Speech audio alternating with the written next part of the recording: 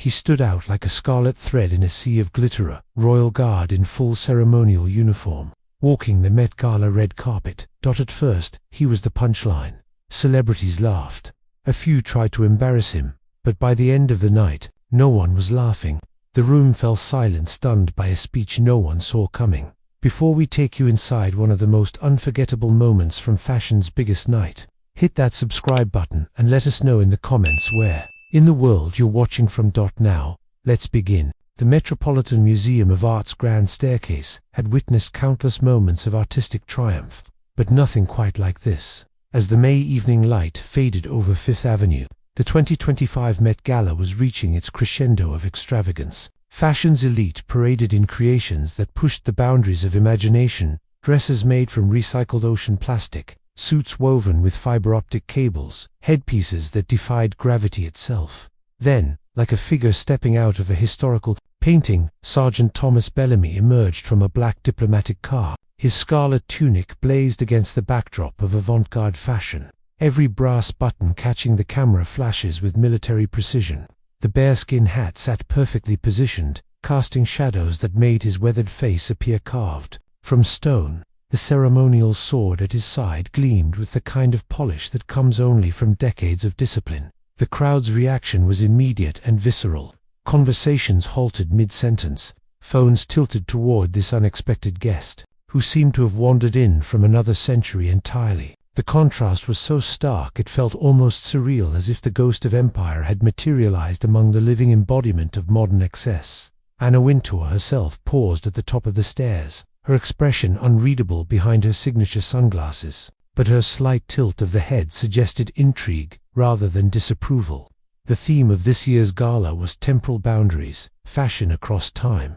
And here was someone who embodied that concept without trying. What began as curious glances quickly transformed into something uglier. The initial fascination gave way to the cruel entertainment that often emerges when the powerful encounter something they don't understand. A cluster of influencers, their combined social media reach numbering in the hundreds of millions, began to circle Bellamy like vultures, scenting opportunity. Madison Vale, a reality television star whose claim to fame was being born into wealth and filming herself spending it, approached first. Her dress a creation of metallic scales that moved like liquid. Mercury rustled as she performed an exaggerated military salute that drew laughs from her entourage. "Oh my God, this is like so authentic," she squealed, her voice carrying the particular pitch of someone accustomed to being heard over crowds. "Did they hire you from one of those historical reenactment things? The costume is like totally believable." Her friends giggled appreciatively, phones already recording what they clearly expected to be their next viral moment. One of them, a pop star whose recent album had been about breaking free from societal constraints, began poking at Bellamy's bearskin hat with a manicured finger. "It's so fuzzy. Is it real fur? That's like totally problematic in 2025. She turned to her followers, cameras with practiced ease. "We need to talk about how military traditions are basically just toxic masculinity in fancy dress-up." Bellamy remained motionless throughout this assault, his eyes fixed on a point somewhere beyond the crowd. But those who knew what to look for might have noticed the almost imperceptible tightening around his eyes, the same expression he'd worn while scanning Afghan hillsides for signs of danger. More celebrities joined the impromptu spectacle, each trying to outdo the previous performance. A tech billionaire's son, dressed in a suit made entirely of LED screens displaying crypto trading data, began filming a TikTok video explaining how military pageantry is just governmental NFTs, outdated status symbols for boomers who don't understand the meta. The crowd grew larger, feeding on its own energy. Fashion photographers, initially focused on the designer gowns, found themselves drawn to this unexpected sideshow. The clicks of their cameras created a staccato rhythm that mixed with the laughter and increasingly bold commentary. "I mean, what does this even represent?" demanded a performance artist whose dress was made from recycled protest signs, standing at attention for what a queen who probably doesn't even know his name. "It's like the ultimate expression of internalized oppression." A young actor, whose latest film had been about dismantling traditional power structures, nodded sagely. "Right, like, imagine spending your whole life being a human statue for an institution that's literally a symbol of colonial oppression. The Stockholm Syndrome must be intense." Through it all, Bellamy maintained his position with a kind of stillness that only comes from years of training and an even deeper well of inner discipline. His breathing remained steady, his posture unchanged. To the casual observer, he might have been deaf to the mockery swirling around him, but Sergeant Thomas Bellamy was far from deaf, and he was certainly not unaware of what was happening. Behind those steady eyes, memories flickered like old film, reels not of parade grounds and ceremony, but of mud and blood and brothers who would never come home. James Corden, serving as the evening's master of ceremonies, had been watching the scene unfold from the museum's entrance with growing discomfort. What had started as celebrity curiosity had devolved into something that felt dangerously close to mob mentality. The British comedian, despite his reputation for light entertainment, recognized cruelty when he saw it. He made his way through the crowd with a kind of purposeful movement that suggested intervention was imminent. The cameras followed him automatically after all.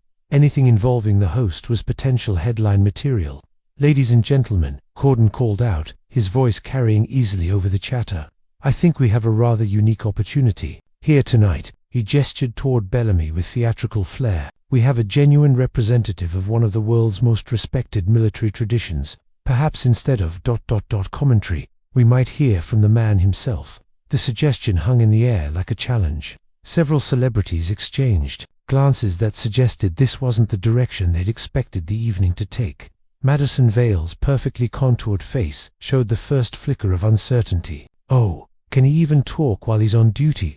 she asked with a nervous laugh that didn't quite hide her sudden awkwardness. "I thought they had to stay silent or something."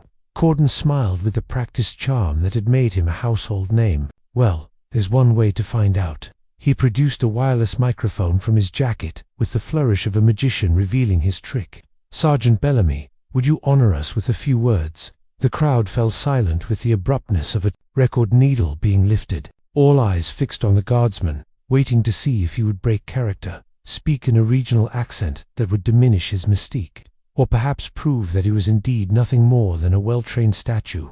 Bellamy's gaze shifted slowly, deliberately, until it settled on the microphone in Corden's outstretched hand. For a moment that seemed to stretch into eternity. He simply looked at it, as if weighing possibilities that existed far beyond this glittering assembly. When Sergeant Thomas Bellamy finally moved, it was with the precision of a man for whom every gesture carried weight. He accepted the microphone with a white-gloved hand, the movement so controlled it seemed choreographed. When he spoke, his voice carried across the gathered crowd like the toll of a cathedral bell, deep, resonant, and absolutely without apology. "This uniform," he began, his accent carrying the cultured tones of education layered over something harder, more fundamental, "has stood at attention through the London Blitz, while bombs fell like rain. It marched through the liberation of Bougainville, when the world discovered what evil looked like in industrial form. These buttons were cast from cannons that thundered at Waterloo, when the fate of Europe hung in the balance." The transformation in the crowd was immediate and visceral. Madison Vale's hand flew to her throat, her expression shifting from amusement to something approaching shock. The pop star who had been poking at his hat took a step backward, suddenly unable to meet his gaze. "You ask what this represents," Bellamy continued, his voice growing stronger but never louder. "It represents the night watchers stood over sleeping children who never knew they were protected. It represents the letters written to mothers who would never see their sons again. It represents the decision to stand between civilization and chaos, even when civilization forgets to say thank you." The lead-suited crypto airs screens flickered, as if responding to the gravity of the moment. A fashion photographer lowered her camera, suddenly feeling that capturing this moment would somehow diminish it. "These stitches," Bellamy said, touching his sleeve with reverence that made the gesture sacred, "hold together more than fabric. They hold together the promise that someone will always stand watch, even when those being protected choose to mock the watchers." A strange thing happened then. Among the sea of faces frozen in various states of shock and dawning realization, one stood out. Charles Vanderbilt IV, great-grandson of the railroad magnate and heir to old American aristocracy, felt tears he hadn't shed since his own grandfather's funeral begin to gather in his eyes. His grandfather had landed at Normandy with the 82nd Airborne, had fought through the hedgerows of France, and lived to tell stories that young Charles had dismissed as ancient history. Looking at Bellamy now, those stories suddenly felt immediate, relevant, alive. My grandfather wore a uniform too, Charles said suddenly, his voice carrying clearly in the hushed space. He used to tell me that freedom isn't free, but I thought that was just old man talk. Bellamy's gaze found him across the crowd, and for a moment, something passed between them, a recognition that transcended generations and nationality. Your grandfather understood something that each generation must learn anew, Bellamy replied, that the price of liberty is not just vigilance, but the willingness to stand for something larger than oneself. The performance artist in the protest sign dress looked down at her outfit with what might have been shame. The signs she wore down with the system, question authority, resist tradition, suddenly felt childish rather than revolutionary. I don't understand, she said quietly, her voice barely audible. How do you choose to be part of something you might not agree with? Bellamy's expression softened slightly, though his posture remained unchanged. Service isn't about agreement, miss. It's about commitment. We serve the office, not the person, the institution, not the individual, the idea, not the implementation. Because someone must hold the center, even when everything else is falling apart. As if sensing that this moment required complete honesty, Bellamy made a decision that surprised even himself. You want to know what this uniform really represents? It represents the knowledge that I've held dying 19-year-olds in my arms, and promised them their sacrifice mattered. It represents 3 tours in Afghanistan where I learned that freedom is never theoretical to those fighting for it. The silence was now complete, broken only by the distant sounds of New York traffic far below. Even the servers had stopped moving, champagne glasses forgotten in their hands. I've stood over graves of men who were younger than most of you here. Tonight, he continued, his voice steady, but carrying an undercurrent of pain that made every word feel precious. Men who believed in something worth dying for. This uniform is their voice when they can no longer speak. These medals tell their stories when they can no longer tell them themselves. A famous actress, whose career had been built on portraying strong women in period dramas, found herself crying openly. The reality of what she'd only pretended to understand on screen suddenly became real in a way that no script could capture. We mock what we don't understand, Bellamy said, his gaze sweeping across the assembled celebrities and socialites. But tradition isn't chains its roots.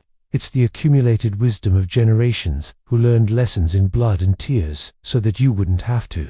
It's the institutional memory that prevents us from repeating our worst mistakes. The tech billionaires' sons' LED screens had gone dark, as if the technology itself recognized the futility of trying to compete with this moment of authentic human connection. You celebrate breaking boundaries, Bellamy continued, his voice taking on a different quality, not harsh, but challenging in the way that only truth can be. But some boundaries exist for good reasons. Some traditions survive because they work. Some institutions endure because they serve purposes larger than the comfort of any individual.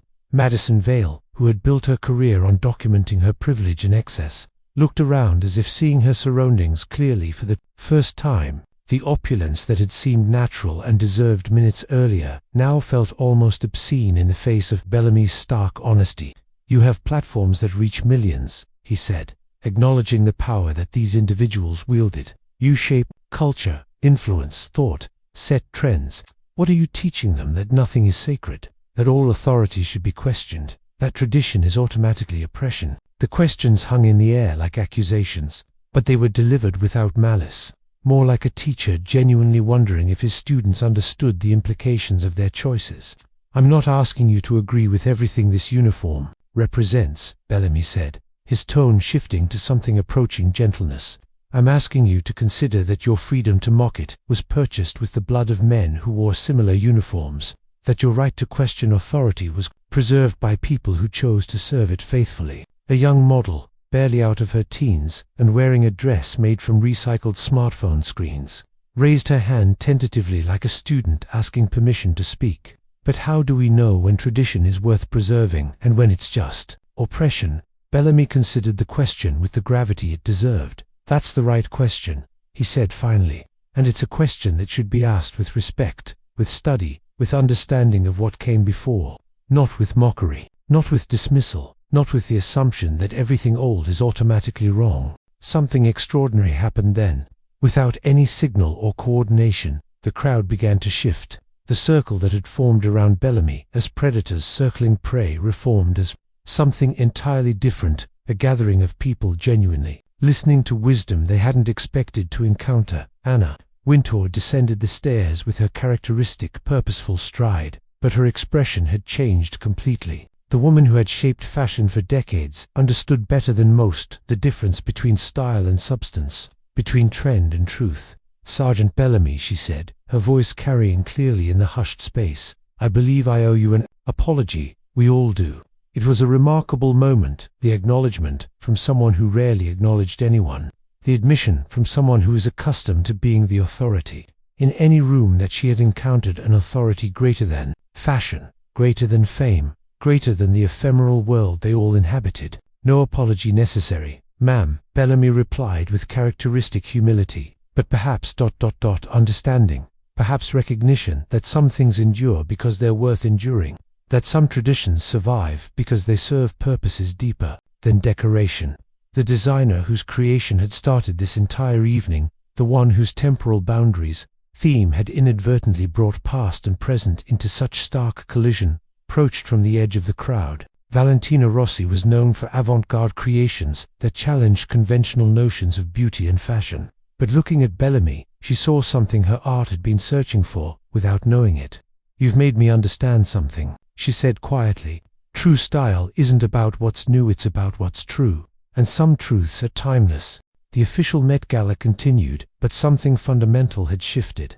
Conversations that had been focused on who was wearing what designer, or which celebrity had committed the evening's worst fashion, faux pas turned to more substantial topics. People found themselves discussing duty, service, sacrifice, concepts that had seemed antiquated just hours earlier but now felt urgent and relevant. Charles Vanderbilt found himself on the phone with his father, asking about his grandfather's war stories for the first time in years.